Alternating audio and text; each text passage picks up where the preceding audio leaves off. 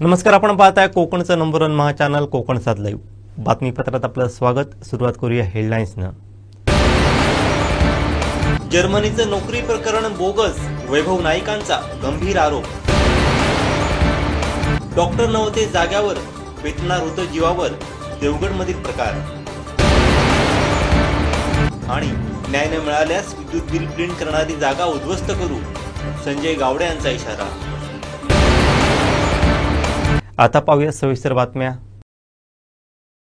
सावंतवाडी तालुक्यासह शहरात सार्वजनिक मंडळांमध्ये उत्साह आणि आनंदाच्या वातावरणात आदिशक्ती नवदुर्गांचं आगमन झालंय। पुढील 9 दिवस हा उत्सव साजरा होणार आहे।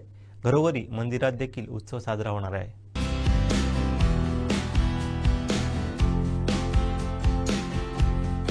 मोठ्या भक्तिभावानं आणि उत्साहानं हा उत्सव साजरा केला जातो। ठिकठिकाणी देवीच्या मूर्तींची प्रतिष्ठापना करण्यात येते। घटस्थापनेच्या पार्श्वभूमीवरती वाद्यांच्या गजरात आणि जय माता दीच्या जयघोषात देवीचं आगमन करण्यात आलं। त्यानिमित्त मंडळांमध्ये रोषणाई आणि आकर्षक सजावट करण्यात आली असून दर्शनासाठी भाविकांची गर्दी दिसून येत आहे। पुढील 9 दिवस पारंपरिक गरबा आणि दांडियांसह सांस्कृतिक कार्यक्रमांची रेलचेल असणार आहे। त्या 9 दिवसांच्या काळात देवीच्या 9 रूपांची पूजा केली जाते। प्रत्येक दिवशी देवीच्या एका विशिष्ट रूपाची पूजा करण्याची परंपरा आहे। अनेक भाविक 9 दिवस उपवास करतात। मोठ्या संख्येने भाविक लोक यात सहभागी होतात।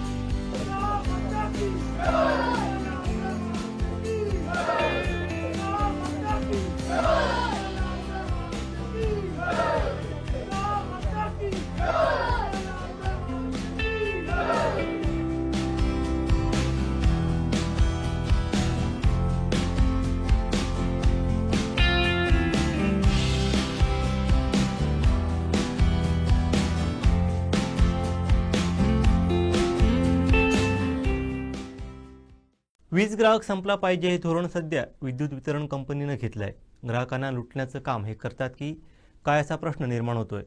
या भागाचे आमदार दीपक केसरकर आणि पालकमंत्री यांच्या बाजूला बसून जनता दरबार घेतात आणि निघून जातात।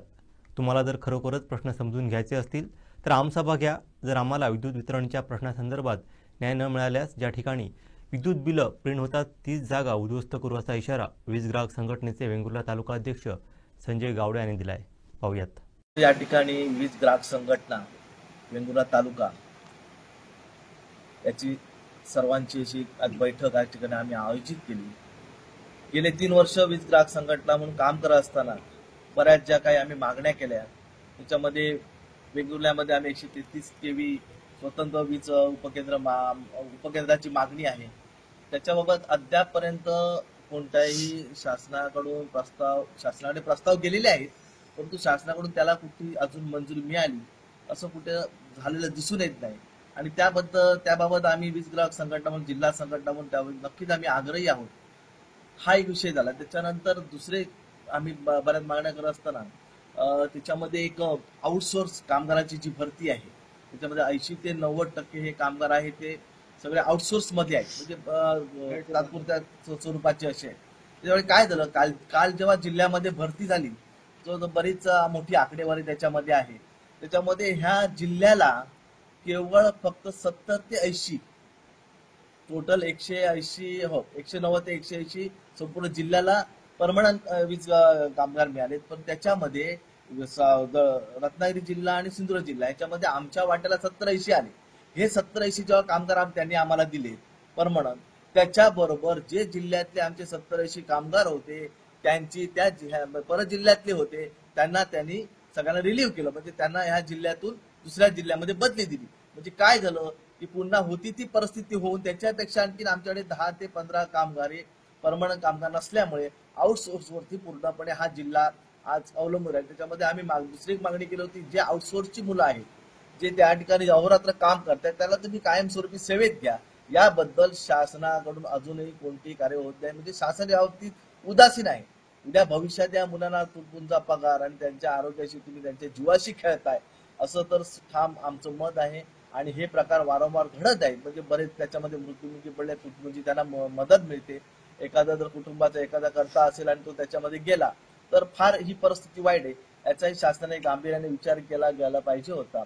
आता वेंगुर्ला जी वारंवार लाईट जाण्याचं जे कारण आहे त्याच्यामध्ये अंडरग्राऊंडची आम्ही सतत मागणी लावून धरली होती, परंतु ते मध्यंतरीच्या काळामध्ये पीडब्ल्यूडी कडून त्यांना परमिशन न मिळाले थांबलेलं आहे काम. परंतु ते लवकरात लवकर उरकून घ्यावं, कारण जी वेंगुर्ला कुडाळ जी लाईन जंगलातून आहे आणि वारंवार ती फॉल्ट होत आहे. आता ह्या काळामध्ये त्यांनी थोडंसं काम केल्यामुळे वारंवार लाईट जाण्याचा प्रकार थांबलाय, परंतु भविष्यात होऊ शकतो. आता परत नवरात्री उत्सव आलेला आहे, त्याच्यामुळे त्याच्याकडे ती मागणी लवकरात लवकर आमची पूर्ण झाली पाहिजे. त्याच्यानंतर दुसरा विषय आता महत्वाचा, सध्या जी काही लोकांवरती प्रीपेड मीटर जे काही लादले जात आहेत, आणि माझं तर पहिल्यापासून असा आरोप आहे MSEB वरती की हे प्रीपेड मीटर लादण्यासाठी त्यांनी मध्ये जो काही व्होल्टेज कमी जास्त केला, त्याच्यामध्ये जे काही इलेक्ट्रॉनिक्स मीटर होते त्याच्यामधले जवळजवळ मला वाटतं 20% मीटर हे बंद पडले आहेत. आणि त्याच्या पलीकडे जाऊन काही मीटरांची रिडिंग होत नाहीये. काही मीटरांना जे स्मार्ट मीटरवरती रिडिंग न दिसत असल्यामुळे, त्यांची रिडिंग उपलब्ध होत नसल्यामुळे MSEBने सध्या एक चांगली एक योजना अशी म्हणजे राबवलेली आहे की जेणेकरून हा वीज ग्राहक संपला पाहिजे. म्हणजे अक्षरशः त्याला त्याच्या खिशामध्ये काय पैसे शिल्लक ठेवायचे नाही असं धोरण राबवलं जाते की असं वाटतंय. कारण वेंगुर्ल्यामध्ये ज्यावेळी आमच्या मोठा मोर्चा निघाला, वारंवार वीज खंडित झाला, त्यावेळी सगळ्यांनी मागणी केली होती की 1 महिन्याचं बिल माफ करावं. त्याचा त्यांनी उलट राग काढला असं मला वाटतं. आणि त्यांनी आता काय केलं की ज्यांचे मीटर बंद आहेत ना, त्यांना सगळ्यांना म्हणजे त्यांचे 600-700 रुपये मीटर वीज बिल येत होतं. कारण काय होतं त्याच्यामध्ये हे महत्वाचं आहे की त्यामधला जो रेट आहे तो 100 युनिट पर्यंत 4 रुपये 28 पैसे हा रेट आहे. मग ह्यांनी काय केलं, ज्यांचे मीटर बंद आहेत त्यांना सरासरी अगदी म्हणजे हे असे काय देवाचे अवतार आहेत की तिथं त्यांना बसून समजतं की त्याने किती लाईट वीज वापर केलाय. आणि त्यांना सगळ्यांना ह्यांनी ह्या बिलामध्येच तुम्हाला सांगतो, ह्या माणसाला ह्यांना 300 ते 400 रुपये हे राजन भगवान आसोलकर म्हणत आवेऱ्याचे, त्यांना पूर्वी 400 ते 600 रुपये पण बिल यायचं. त्यांना त्यांनी एका लाईनीमध्ये अगदी 131 ते 127 158 पर्यंत युनिट त्यांना आकारणी केली. त्याच्यामुळे काय होतं की ही वीज त्यांनी 2-3 महिने वीज चुकीचं येते तुमचं बिल वारंवार जाऊन ही त्यांच्या निदर्शन आणून देऊ नये. कोणत्याही अधिकाऱ्यांनी दखल घेतली नाही, त्यांचा लेखी अर्ज लिहून घेतला त्याची दखल घेतली नाही. त्याच्यामुळे काय झालं की आज त्यांना 11 रुपये 10 पैसे म्हणजे 100च्या युनिटच्या पुढे गेल्यामुळे 11 रुपये 10 पैसे युनिटने त्यांना मोजावं लागतोय. म्हणजे हे पूर्णपणे अक्षरशः म्हणजे ही लयलूट आणि लयलूट चालू आहे. म्हणजे अक्षरशः ग्राहकांना लुटण्याचं हे सरकार काम करतं की काय, वीज मंडळ करतं की काय, ऊर्जा खातं करतं की काय असं वाटायला लागलं. हे पैसे लोकांकडून वसूल करण्याचा अगदी बेनामी कारभार कायचा चालू आहे. आणि ह्याच्या विरोधात आम्ही नेहमी आवाज उठवत असतो. आणि मला फार वाईट वाटतं की आम्ही ह्या विषयामध्ये मोर्चे काढले, वेळोवेळी शासनाकडे विनंती केली, पालकमंत्र्यांना सगळं हे माहिती आहे, आमच्या स्थानिक आमदारांना माहिती आहे, तरीही कोणीही ह्या ग्राहकांच्या आक्रोशाकडे अगदी झुंकूनही पाहिलेलं नाही. काल आमच्या वेंगुर्ल्यामध्ये जनता दरबार झाला, चांगली गोष्ट आहे, जनतेचे तुम्ही प्रश्न ऐकून घेतले, समजून घेतले. पण वेंगुर्ल्यामध्ये आल्यानंतर तुम्हाला सगळ्यात पहिलं लक्षात आलं पाहिजे होतं की ज्या आमदारांनी उपजिल्हा रुग्णालयाचं भूमिपूजन केलं, ते उद्घाटन केलं, त्या आज उपजिल्हा रुग्णालयाची काय परिस्थिती आहे. त्यानंतर दुसरा विषय तो या विजेबाबत तुम्ही काय तुमच्याकडनं भूमिका, तुम्ही काय हा प्रश्न जनतेच्या प्रश्नाकडे तुम्ही लक्ष दिलं का, त्यांचे प्रश्न ऐकून घेतले का, हा विषय नाही. तिसरा विषय शेतकऱ्यांचा विमा अद्यापपर्यंत शेतीचा विमा होतो ना, त्याला अद्यापपर्यंत मिळालेला नाही. म्हणजे हे जे काही प्रश्न आहेत, तुम्ही आमसभा पडद्याआडून तुम्ही पालकमंत्र्यांच्या बाजूला बसून तुम्ही त्या जनता दरबार घेता निघून जाता. पण माझी तर ठाम मागणी अजूनही पालकमंत्र्यांचा तुम्हाला हात जोडून विनंती आहे की तुम्ही खरोखरच आमसभा घ्या, जनतेचे प्रश्न समजून घ्या. भरपूर प्रश्न आहेत, भरपूर अडचणी आहेत. आज लोक आरोग्यामुळे वेंगुर्ल्यामध्ये तडपडतात, मरून पडतात, गोव्याला पळावं लागतं, जाईपर्यंत मरतायत. त्यामुळे तुम्ही हे जनतेचे प्रश्न समजून घेण्यासाठी तुम्ही जर नाही आला तर आमचा आवाज त्या मंत्रालयापर्यंत, ऊर्जा मंत्रालयापर्यंत गेला पाहिजे. त्याच्यासाठी तुम्हाला स्थानिक आमदार म्हणून आम्ही अगदी हात मारतोय की तुम्ही खरोखर एकदा तरी तुम्ही आमसभा घ्या. आम्हाला काही गोंधळ किंवा काही करायचं नाही, राजकीय किंवा कोणाला गोंधळ करा, राजकीय तुम्हाला आरोप करायचे नाहीत. परंतु माझी विनंती, जनतेचे प्रश्न आहेत. आम्ही खरं म्हणजे मला डोळ्यात खरंच दुःख येतं, वाटतंय की लोकांनी शेवटी बोलून दाखवलं, एवढे मोर्चे काढले, एवढं वीज ग्राहक संघटनेसाठी झट आहेत, परंतु काहीही झालेलं नाही. जे व्हायचं तेच चालू आहे. आणि हे जर दुर्दैव जर थांबवायचं असेल तर आमदार साहेबांनी स्वतः लक्ष घालून हे प्रश्न प्रामुख्याने सोडावे लागतील. आणि जर ह्याच्यातून आम्हाला जर न्याय नाही मिळाला तर जी आज काही लोकांना बिलं काढून देत आहेत 100चे युनिट बाहेर काढून, ज्या ठिकाणी ह्यांचं जे काही प्रिंटिंग चालू आहे ना, त्या ठिकाणी आम्हाला त्यांचा नसते नाबूद करावं लागेल. म्हणजे ग्राहकांचा आक्रोश जर झाला तर आम्ही त्या ठिकाणचं त्यांचं जे काही स्टेशन आहे, ज्या ठिकाणी बिलं बनवतात, ज्या ठिकाणी त्यांना छापता येतात, त्या ठिकाणचा आम्ही त्यांचा अड्डा उद्ध्वस्त करून टाकू, ही एक आमची भूमिका राहील. त्याच्या पुढची भूमिका अशी राहील, जर का आमदारांनी ह्याच्यामध्ये आणि पालकमंत्र्यांनी जर ह्याच्यामध्ये लक्ष नाही घेतलं तर आम्हाला नाविलाजाने मंत्रालयात जाऊन जनता दरबारमध्ये मुख्यमंत्र्यांकडे आमचा जो काही मागण्या आहेत त्या आम्हाला त्याच्याकडे मांडाव्या लागतील. हे तुम्ही आम्हाला करायला लावू नका. तुम्ही स्थानिक आमदार आहात आणि असं जर केलं तर तुम्हाला हे लज्जास्पद आहे, असं माझं ठाम यावरती म्हणणं. कुपवडे बौद्धवाडीकडे जाणाऱ्या रस्त्याच्या मागणीसाठी वारंवार प्रशासनाचं लक्ष वेधूनही आतापर्यंत कोणतीही कारवाई न केल्यामुळे या रस्त्यासाठी सोमवारी कुपवडे बौद्धवाडीतील ग्रामस्थांनी धरणे आंदोलन केलं.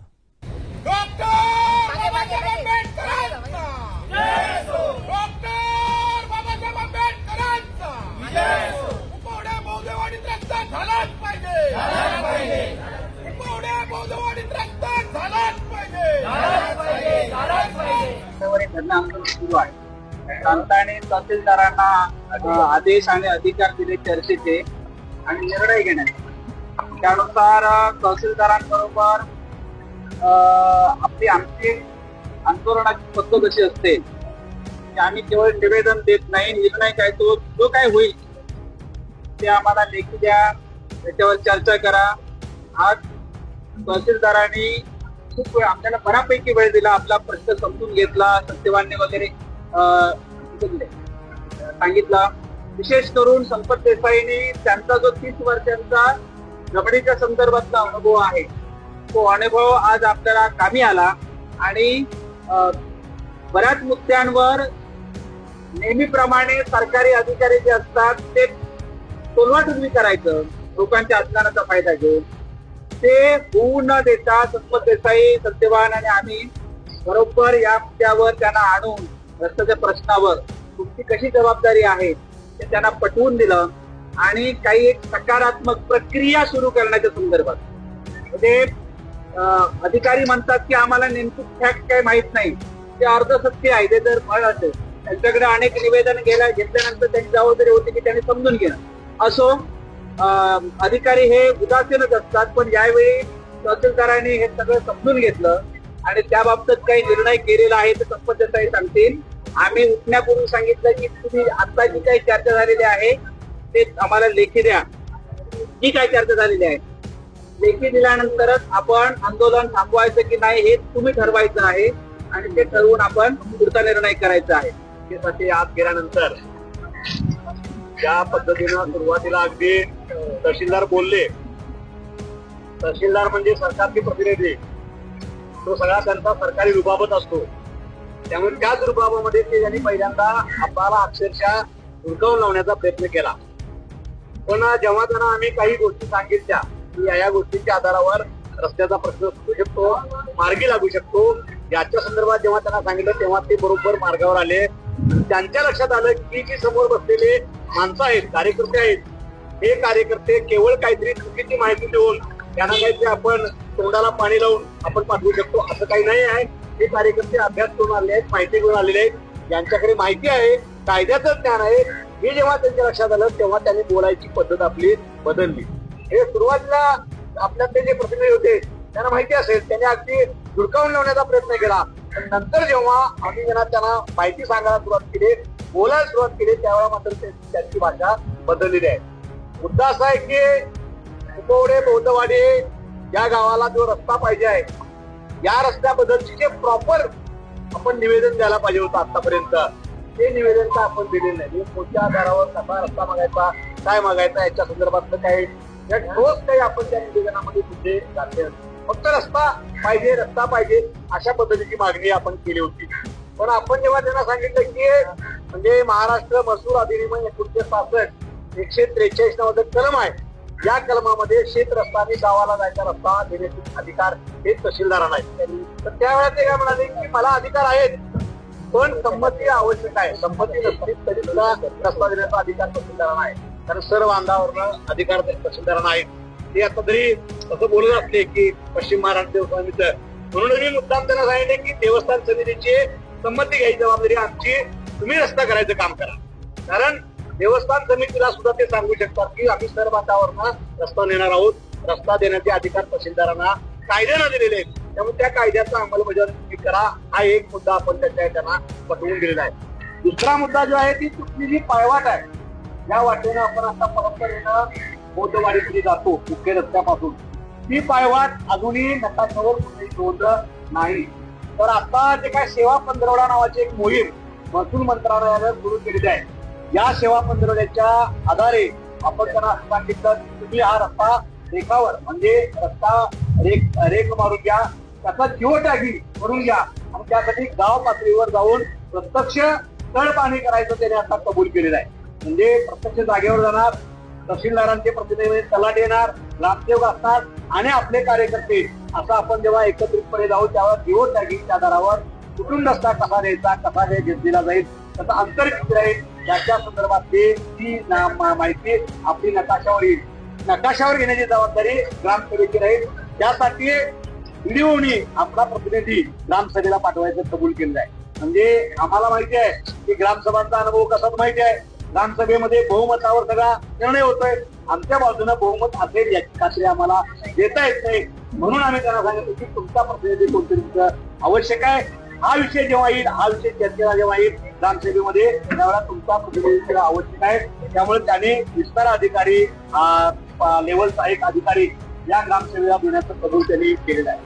हा रस्ता विस्तार अधिकाऱ्यांच्या उपस्थितीमध्ये जेव्हा ती ग्रामसभा होईल त्यावेळेला तो रस्ता नकाशावर येईल.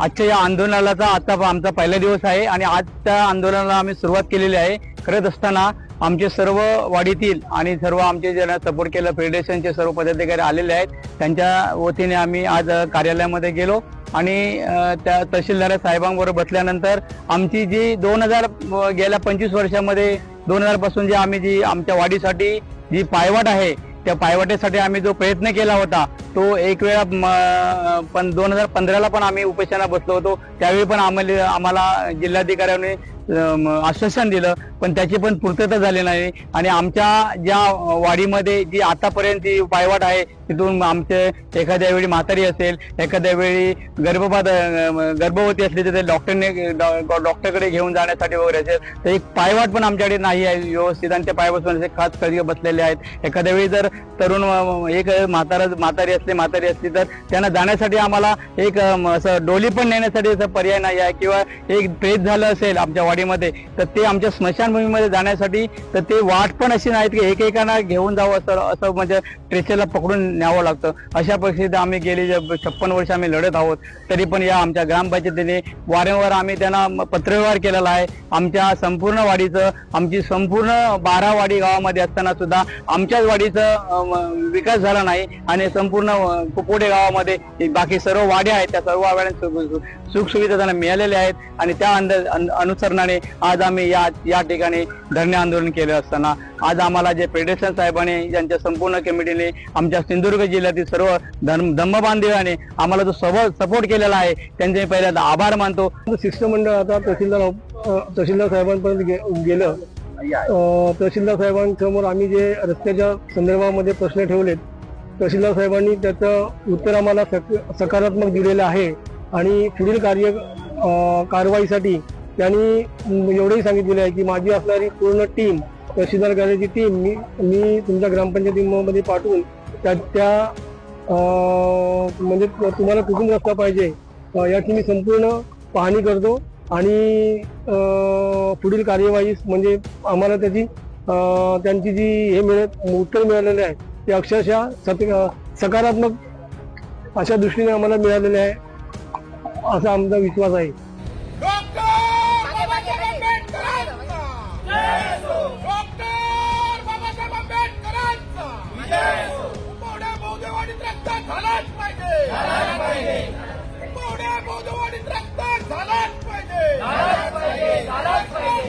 कोल्हापूरच्या महालक्ष्मी मंदिरात ज्याप्रमाणे 9 दिवसात 9 रूपात देवीची पूजा केली जाते त्याच पद्धतीने वेंगुर्लेचे ग्रामदैवत श्रीदेवी सातेरी मंदिरात देवीची सिंहासनारूढ पुष्पपूजा आकर्षक फुलांच्या सजावटीने बांधलेली आहे. संपूर्ण मंदिराला फुलांचे आकर्षक सजावट व विद्युत रोषणाई करण्यात आली आहे. पाहूयात.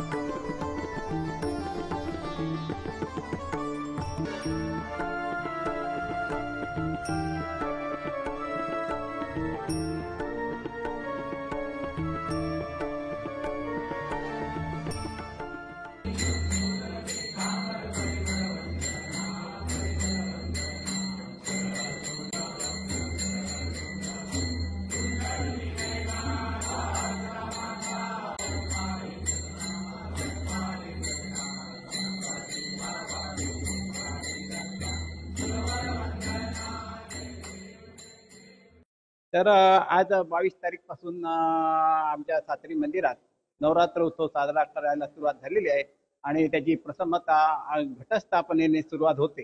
घटस्थापना केल्यानंतर उत्सव मूर्तीची एक पूजा बांधली जाते.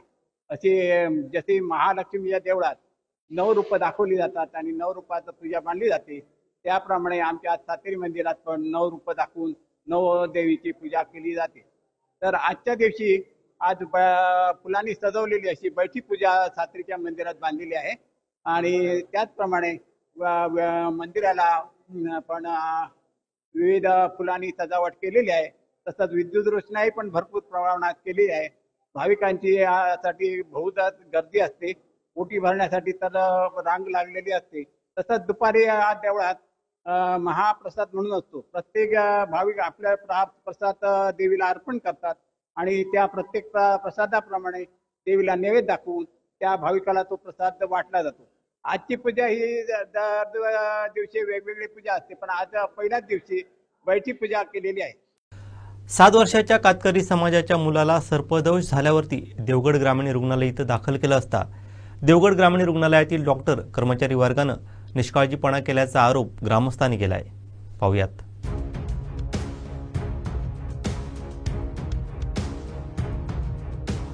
वाडातरवाडीत राहणाऱ्या एका 7 वर्षाच्या कातकरी समाजाच्या मुलाला सर्पदंश झाल्यामुळे देवगड ग्रामीण रुग्णालय इथं दाखल केलं होतं. मात्र बराच वेळ झाल्यानंतर रुग्ण गंभीर झाल्याचं त्यांनी सांगितलं. या दरम्यान चुकीची वागणूक मिळाल्याचा आरोपही ग्रामस्थांनी केला आहे. डॉक्टर कुठे आहेत मॅडम? सिरियस पेशंट आहे ना? आहेत का? हा, बंद करायचा विषय नाही आहे. तो लिगली करू शकतो का? तुम्ही बोला ना. का बंद? हो, तुम्ही काय सांगताय बंद करा? डॉक्टरांची जबाबदारी आहे ना मॅडम. जर एवढा सिरियस पेशंट आहे तर तुम्ही काय एवढं डॉक्टरांनी थांबायला पाहिजे होतं ना, 15-20 मिनिटं तरी. 5 मिनिटं झाली ना, आम्ही जाऊन आलो. थांबायला पाहिजे. ओ तुम्ही मास्क काढा ना प्लीज मॅडम. ओ ताई, ताई जरा प्लीज मास्क काढा ना. कशाला व्हिडिओ काढू शकत नाही का? व्हिडिओ तुम्ही सांगा ना, काढू शकत नाही म्हणून. हा बघा, लाईव्ह आहे, लाईव्ह. हा पोरगा सिरियस झालाय. डॉक्टर येऊन फक्त चेक करून गेले आणि आतापर्यंत परत आलेलेच नाहीये डॉक्टर. कारण का हे आदिवासी आहेत म्हणून यांच्यासाठी कोण हे नाहीये नवाली. तो पोरगा हे पण बोलत नाहीये. अरे यांना कोण वाली नाहीये, आदिवासी आहे पोरगे म्हणून. दरम्यान याबाबत येथील डॉक्टरांना विचारणा केली असता आपण रुग्णावरती प्राथमिक उपचार केले. त्यानंतर अधिक उपचार येथे देणं शक्य होणार नसल्यानं त्याला जिल्हा रुग्णालयात पाठवण्यात आल्याचं त्यांनी सांगितलंय. सर पोलीस आल्यावर ठरवतील. हा, तुम्ही देणार का? सरकारी कामात अडथळा काय आणला अडथळा सांगा. हा बघा, हा मगाशी तुमचा माणूस काय करतो मला माहिती. हकलावून लावत होता बाहेर. डॉक्टर आहे ना, हा, माझ्याशी नीट बोला. तुम्ही किती वेळ सर होता? मी तुम्हाला सर बोलतोय. तू असं बोलू शकत नाही. तू का कशाला आवाज आहोत? मी तुम्हाला बोलतोय. तू कोण? मी सरळच बोलतो. असं का बोलताय तुम्ही? तू कोण कशाला बोलतोय? हा, बोलवा लगेच फोन लावा. हा, करा ना, लवकर करा, बिंदास करा. काय प्रॉब्लेम काय? पोलीस स्टेशन काय विषय? त्याला ऍडमिट किती वाजता सर केला? किती वाजता केला म्हणजे? ऍडमिट किती वाजता केला सर तेवढं सांगा. सगळं तिथे रेकॉर्ड सगळं आहे ना? हा, किती वाजता केलं सांगा ना प्लीज सर. त्याचा आता तुम्ही सिरियस झाल्यानंतर जर सांगताय. तुम्ही कोण आहे? कोण का? तो आदिवासी आहे. त्याचं कोण नाहीये म्हणून तुम्ही असं बोलाल का? असं नाही. तो आदिवासी आहे म्हणून तुम्ही आम्ही सगळं केलेलं आहे. केलेलं आहे ना? मग 2 तास. आता त्याच्यानंतर तुम्ही किती वेळ थांबला? तुम्ही इकडे तुम्ही किती वेळ थांबला? मी तो आल्यानंतर 15व्या मिनिटात आम्ही आलो. फोन दे इकडे. तुम्ही किती वेळ थांबला? गोवा ताबडतोब सरकारी हॉस्पिटलमध्ये ताबडतोब येच. हा, काय झालं? किती वेळ तुम्ही काय केलं? मी सगळं केलेलं आहे. काय केलं सांगा ना. सांगा सर प्लीज. तुमच्यावर मी पोलीस कारवाई करेल. हा, करा ना, करा. तुमचं मेडिकल करा, आमचं पण मेडिकल करा. लगेच सगळ्यांचं होणार. हा, चला करा, करा. लगेच होणार. हा, चला करा. का मेडिकल तुम्ही का कारवाई पोलीसची धमकी का देता तुम्ही? का तर तुम्ही दंगा करताय. दंगा नाही सर, तो सिरियस झाल्यानंतर तुम्ही सांगताय. सरकारी कामामध्ये तुम्ही तो सिरियस झाल्यानंतर पेशंट आहे तो. तुमच्याशी बोलायचं नाही, पोलिसांना बोलवा. बोलवा चालेल, जे काय असेल ते होऊ दे. तो मेल्यानंतर बघणार आहे का? हो, त्याला विचारणार कोण नाहीये. तुम्ही असं वागू शकत नाही. जर्मनीचं नोकरी प्रकरण बोगस असून जिल्ह्यातील 92 तरुणांची यात फसवणूक झाली आहे असा आरोप माजी आमदार वैभव नाईक यांनी केला आहे. या सर्व तरुणांना येत्या 8 दिवसात न्याय न मिळाल्यास सर्व तरुणांसह तीव्र आंदोलन छेडण्यात येईल असा इशाराही माजी आमदार वैभव नाईक यांनी दिला आहे. ही गोटी इन्स्टिट्यूट आणि एससीआरटी यांच्यामध्ये तो करार आहे. मग त्यांना जी फीज आहे ती एससीआरटी मार्फत डायरेक्ट गोटीला जाते. गोटी इन्स्टिट्यूटवाले यांची उपस्थिती किंवा इथे किती दिवस त्यांचं लेक्चर झाले ती त्यांना कळवतात. त्यानुसार हे किती क्वालिफाय आहे परीक्षेला हेही तो डेटा जातो आणि त्याची परीक्षा गोटी इन्स्टिट्यूट घेते. हा हो आतापर्यंत झालेली आहे. आपलं नाव काय?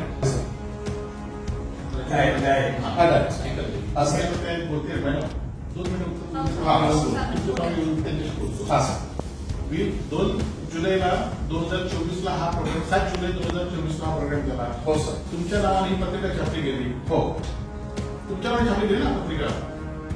एससीआरटीद्वारेच कार्यक्रम तुमच्या नावाने खालची पत्रिका छापली आहे. कार्यक्रम तुम्ही ठरवला. तुम्ही कार्यक्रम ठरवला ना. तुम्ही आता पोते आणि पोते नागते कसं काय? तुम्ही तुमच्या नावाने पत्रिका ठरवली ना. तुम्ही ना ह्या विद्यार्थ्यांना काय केलं सांगा, काय कॉर्डिनेट केलं? आता हे 6 महिने फिरताय.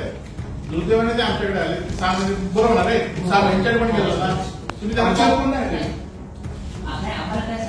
नाही तुम्ही मॅडम ही पत्रिका आहे ना, हे कार्यक्रमाला हे तेव्हा इन्व्हाइट होते. कार्यक्रमाने करून घेतलं म्हणून तुमचं नाव विचारलं. ते तुम्ही इन्व्हाइट होते. कोर्ट घालून तुम्ही फिरवलं.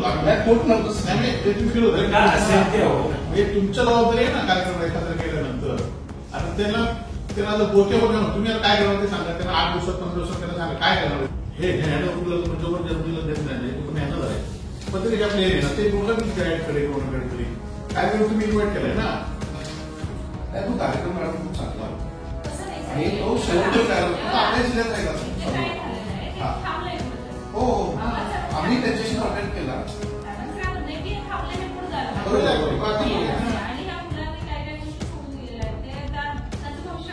अगदी बरोबर. सिंधुदुर्ग जिल्ह्यातील 1200 तरुणांना जर्मनीमध्ये रोजगार मिळणार म्हणून विधानसभा आणि लोकसभेच्या निवडणुकीच्या आधीमध्ये केंद्रीय मंत्री नारायण राणे आणि या जिल्ह्याचे एक मंत्री दीपक केसरकर यांनी घोषणा केली होती. आणि त्या घोषणेप्रमाणे 92 तरुणांना जे डिप्लोमा इंजिनियर आहेत, डिग्री झालेले इंजिनियर आहेत आणि काही ITI आहेत अशा आणि नर्सिंग अशा 92 तरुणांना जर्मनीमध्ये नोकरीची ऑफर लेटर देण्यात आली. आणि त्याचा कार्यक्रम ऑक्टोबरमध्ये झालेला, त्याची बातमी आपण या ठिकाणी बघितलं असेल. आणि हा कार्यक्रम शासनाच्या योजनेमार्फत म्हणजे त्या योजनेमार्फत जेव्हा उद्घाटन होतं त्यामुळे देशाचे पंतप्रधान नरेंद्र साहेब मोदी आणि एकनाथ शिंदे साहेब यांचा फोटो होता. आणि हा कार्यक्रम शासकीय कार्यक्रम इथल्या डाएट म्हणजे प्रशिक्षण संस्था आहे शासनाची आणि त्याचे या विभागाचे प्राचार्य राजेंद्र कांबळे यांनी हा कार्यक्रम सावंतवाडी इथे आयोजित केला होता. आणि त्यानंतर या विद्यार्थ्यांची गेले वर्षभर हेळसाण होते आहे. खरं तर वर्षभरापूर्वी हे 92 विद्यार्थी आज जवळजवळ 30-40 विद्यार्थ्यांना घेऊन आम्ही सतीश चव्हाण आणि मी जिल्हाधिकाऱ्यांकडे गेलो होतो. आणि यापैकी 92 विद्यार्थ्यांनी आपली नोकरी होती ती नोकरी सोडून म्हणजे कोण ग्रॅज्युएट इंजिनियर डिग्री झालेले होते, कोण डिप्लोमा झालेले होते कोल्हापूरला, मुंबईला किंवा इथे स्थानिक भागात नोकरीला होते. आणि ते गेले वर्षभर विना नोकरी वापरून या ठिकाणी या फसव्या योजनेमुळे आज खितपत पडलेले आहेत. तर आम्ही यामध्ये कुठलंही राजकारण आणणार नाही, परंतु निवडणुकीपुरते लोकांना जर्मनीत पाठवणार म्हणून आश्वासन तुम्ही दिलात राणे आणि केसरकरांनी. परंतु आज त्या विद्यार्थ्यांना खरं तर त्या विद्यार्थ्यांना सुद्धा आज पुन्हा आपण एकदा बोलवा, कारण ते 2-3दा आपल्याला भेटायला आले तर त्यावेळी त्यांना दोघांनी त्यांना नाकारलं. परंतु अजूनही वेळ गेली नाही. तुम्ही या जिल्ह्यातल्या विद्यार्थ्यांना काय अडचणी असतील त्या दूर करून त्यांना जर्मनीला पाठवा एवढीच आमची अपेक्षा आहे. त्याच्यापेक्षा हा कोऑर्डिनेटर म्हणून एक माणूस नेमला होता. हा कोऑर्डिनेटर बांधा ते चांदा योजनेमध्ये वारंवार हस्तक्षेप करत होता. ओंकार तलवडे म्हणून आणि कलवडे म्हणून. आणि या ओंकार करोडेने त्यावेळी जर्मनीची ऑफर लेटर, या सगळ्या 92 विद्यार्थ्यांकडे ऑफर लेटर आहे, परंतु ती ऑफर लेटर बोगस आहे. म्हणजे शासनाची योजना आणि त्या योजनेमध्ये ओंकार करोडेच्या शासनाची बोगस योजना, बोगस ऑफर लेटर जर्मनीची दिलेली आहे. किती फसवणूक ती बघा. आणि त्याच ओंकार करोडेला बांधाटी चांदा जी योजना सिंधू रत्न म्हणून झाली, त्या योजनेचं 15 कोटीचं काम मला इंजिनियर हाच फ्रॉड माणूस या ठिकाणी नेमलेला आहे. आम्ही कलेक्टरांना आज भेटलो, जिल्हाधिकारी सुद्धा या सगळ्या प्रकरण व्यवस्थित ऐकून समजून घेतलं आणि येणाऱ्या 8 दिवसांमध्ये आम्हाला या योजनेबद्दल पुढचा हे करतो म्हणून सांगितलं. जर ही योजनेबद्दल जर या विद्यार्थ्यांना जर्मनीला नेलं नाही तर आम्ही तीव्र स्वरूपात या विद्यार्थ्यांना आणि जे 1200 विद्यार्थी आज 1200 विद्यार्थ्यांनी अर्ज भरले होते, त्यांना अजून काही म्हणजे 92 सिलेक्ट, त्या ऑफर लेटरमध्ये ते सिलेक्ट झालं नव्हतं असं त्यांनी सांगितलं. परंतु या 92 विद्यार्थ्यांनी गेले वर्षभर जो काही त्रास घेतला त्याच्याविरुद्ध जर त्यांना न्याय मिळाला नाही तर आम्ही तीव्र असं आंदोलन करू. त्याचबरोबर जो ओंकार हे आहेत त्यांनी ह्या विद्यार्थ्यांना मुंबईत राहायला सांगितलं, त्यांना पासपोर्टचा खर्च, ह्याचा खर्च असं जवळ प्रत्येक विद्यार्थ्याचं लाखभर रुपये नुकसान झालंय आणि त्यामुळे त्याच्या विरोधात सुद्धा आम्ही येणाऱ्या 8 दिवसामध्ये पोलीस स्टेशनला लेखी तक्रार या ठिकाणी देणार आहोत आणि अशा फ्रॉड माणसाकडे ती जी रत्नसिंधू योजना ती काढून घ्यावी अशी पण आम्ही जिल्हाधिकाऱ्यांना पत्राद्वारे विनंती करणार आहोत. सेवा पंधरवड्यानिमित्तानं 1ली ते 10वी वर्गातील सर्व विद्यार्थ्यांना ज्यांना जातीच्या दाखल्याची आणि वय अधिवास दाखल्याची आवश्यकता आहे अशा सर्वांना दाखले देण्यात येत आहेत. 10,000हून अधिक विद्यार्थ्यांना हे दाखले देण्याचा मानस असल्याची माहिती सावंतवाडी तहसीलदार श्रीधर पाटील यांनी दिली आहे. नमस्कार, मी श्रीधर पाटील, तहसीलदार सावंतवाडी.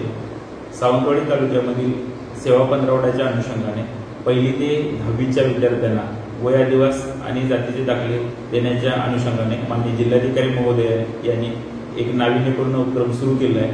त्या उपक्रमाच्या अनुसार काल 21 तारखेला आम्ही सावंतवाडी तालुक्यामध्ये 1083 इतकी वय अधिवास दाखले काल आम्ही वितरित केलेले आहेत आणि आमचा मानस आहे की 1ली ते 10वीच्या 10,000 प्लस विद्यार्थ्यांना आम्ही वय अधिवास दाखले हे शाळेमध्ये उपलब्ध करून देणार आहोत.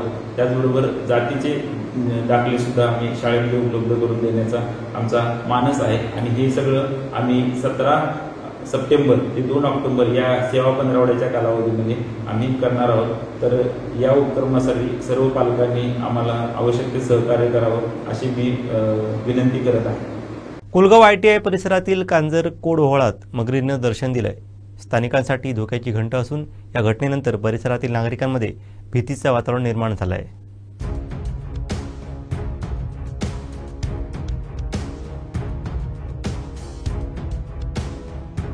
नदी ओहळाजवळ रोज जनावरं कपडे धुवायला तसंच शेतातील कामानिमित्त ग्रामस्थ ये-जा करतात. यात मगरीची वाढती उपस्थिती लक्षात घेता नागरिकांनी वन विभागानं तातडीने उपाययोजना करावी अशी मागणी केली आहे. स्थानिक ग्रामस्थांनी सांगितलं की अलीकडेच पावसामुळे ओहळातील पाण्याचा प्रवाह वाढला आहे. वन विभागानं तात्काळ पिंजरा लावून मगर पकडावी तसंच परिसरात इशारा फलक लावून नागरिकांना सावधानतेचा इशारा द्यावा अशी मागणी केली आहे.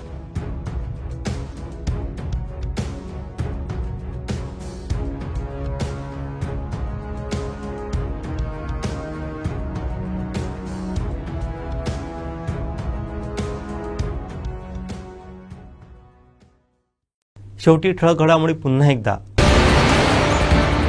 जर्मनीचं नोकरी प्रकरण बोगस, वैभव नाईकांचा गंभीर आरोप. डॉक्टर नव्हते जाग्यावर, वेतनार होतं जीवावर, देवगडमधील प्रकार.